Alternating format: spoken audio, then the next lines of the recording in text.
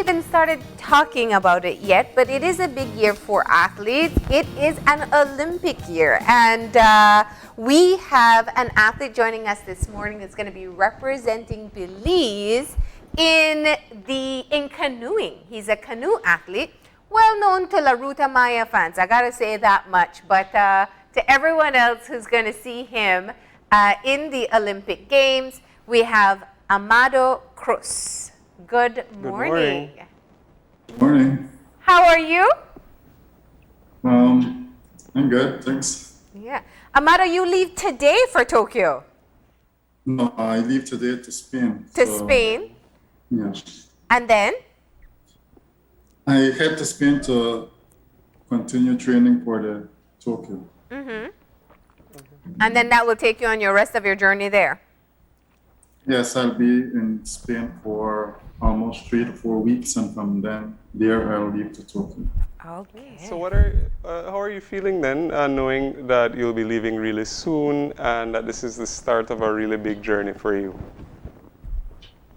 Well, I'm kind of nervous, with this COVID thing, and you really have to be very careful when you travel, and at the same time, I'm happy to go and train to work on my technique and prepare myself for Tokyo. Yeah. Okay. And well, let's talk now about what it took to get to this point. You've been training for years. You've been competing locally and internationally. Talk about the road it took to get to this point. From the beginning of your love for canoeing and to now. Well, sorry.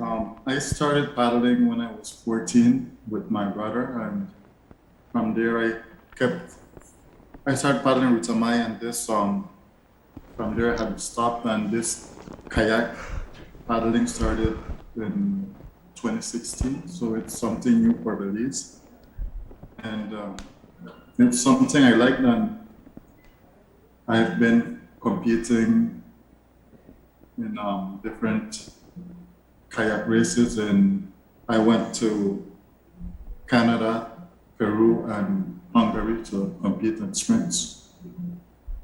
Yeah. So, Amado, let's step back for a moment as to how you were able to qualify to enter the games. You have been racing in Belize, and you've traveled to other international competitions. Tell us about the journey to the Olympics. Well, to qualify in the Olympics, you need to participate in different races they have throughout in different years. Yeah. Every year, and you qualify sometimes when you win a medal, first, second, third, you automatically qualify, and then, well, the way I get to go to the Olympic is by invitation. Okay. They want different countries to be a part of this, and they on the sprints that we do, they see who's doing good and have a chance to do better, and that's how I got the invitation. Yeah, and I'm glad you said that, because the invitation isn't just kind of thrown out there. It's because you have been excelling as well. What was your reaction? What was your reaction? My reaction when I got the invitation was I wasn't expecting it, and with all this COVID thing happening, and I thought maybe that the Olympic wasn't going to happen, and when I got the invitation, it was like a dream come true. Yeah, this is every athlete's biggest dream. Being able to compete in the Olympics. What's the pressure like that you put on yourself? Athletes tend to be very driven and very dedicated to their particular sport. Did your routine change? You up the game? Tell us about it. Well, you have to step up to the game, because it's you don't have much time from now to the Olympics, and I found out a month ago. Mm-hmm. And I started training, and it's a bit difficult with training and going to work. And I just started training. A coach from Spain started sending me some workouts to do, and I started training 3 times a day. Yeah. At first, twice, and then like I was working, so I couldn't train 3 times a day, and now I'm off work. They granted me the time to train, so I'm doing 3 training per day. Yeah. And is it just getting out there and paddling, or is it also getting in a workout? What else? What's your routine like? Well, in the morning I get up, I go run, then gym, paddle, rest throughout the day, and then in the evening I go paddle again. It's kind of hard, but I still manage to get through with it. What we're looking at here on the screen, is that something you created to do in the gym? That's an ergometer. That's a That's me back in Spain in 2019. Okay. So That's to perfect a technique, to work on your technique. And speaking of technique, what is it like, or what's the difference like from when you are training in Belize to when you take that to international competitions? Are the conditions different, or from the Belize River to different places around the world? Well, here we race in rivers, and when you go there, you sprint. You do the sprints in lakes, so it's very calm water, dead water, no current. Sometimes it gets a bit windy, but it's a bit harder because there's no current in the water. it's harder? Yeah, it is because like when you paddle in the river, you go with the current downstream, and up there in the lakes, it's just dead water, no current, no. You paddle like with more strength to get the kayak moving. So who helps you in Belize to get in shape? You said you have a coach in Spain. Yes, I do. Here I do the training on my own, so like I just try to do my best in training, and sometimes I do a video and send it to the coach and see if I'm doing it right. Yeah. And what's the marker for you? What are you aiming towards? Because usually there's a record in Olympic time, right? Yeah, they have the sprints I'm doing is the 200 meter and 1,000 meter, and well, I can't compare myself to those guys from the other countries who are doing this for years. So they have better training, and they're definitely faster than I am. So I just want to cross the finish line, not too far behind them or close. 240?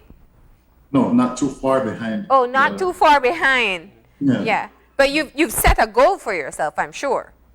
Yeah, well, the goal is me representing Belize. It's already something big for me, and it's just something that even if I don't win, it's like a big deal for me, and I guess for my country. And apart from those that you work with and your trainers, can you also talk about the level of support maybe that you have, your family or people from the people that you know and loved ones? Yeah, well, there's a lot of support back here at home and from my family and friends and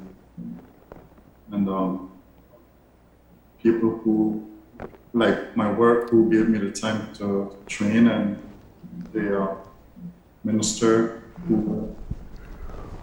and all the people who made this possible, like working behind like the scenes, who for getting me to Spain and all the training that I did. Yeah.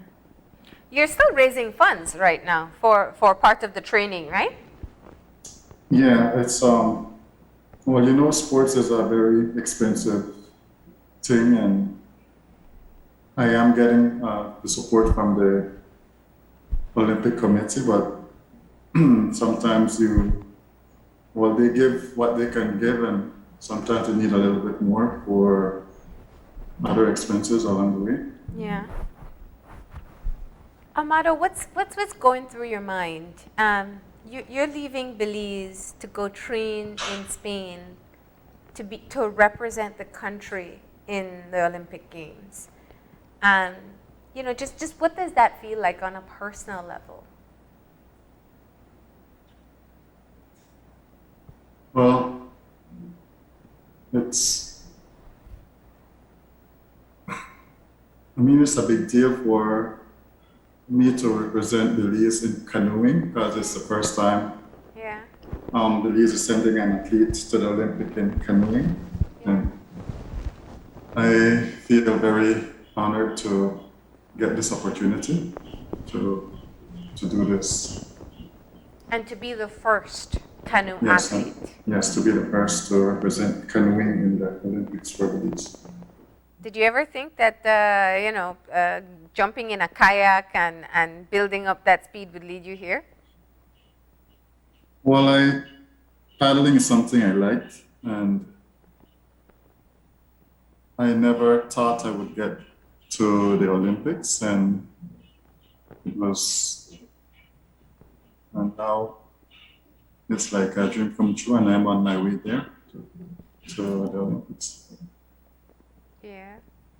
All right. Anything you'd like to say to Belize? People are watching. They'll all be glued to their television from opening ceremony and looking out for when your competition comes up. What would you like to say to Belize? Well, to all Belizeans who supported me, thanks, and I like thanks for all the support, and I do my best in Tokyo. I can't promise a medal, but I can promise my best. Well, we never know what's going to happen, and I know you've been putting in a lot of hard work, so stay positive, and we look forward to cheering you on. Best of luck, Amado. Thanks very much. All right. Okay, so that was Amado Cruz, Belize's canoeing athlete headed to Tokyo. But with that, we're going to take our final break, and when we come back, we're going to have our wrap-up. So stay tuned, and we'll be right back.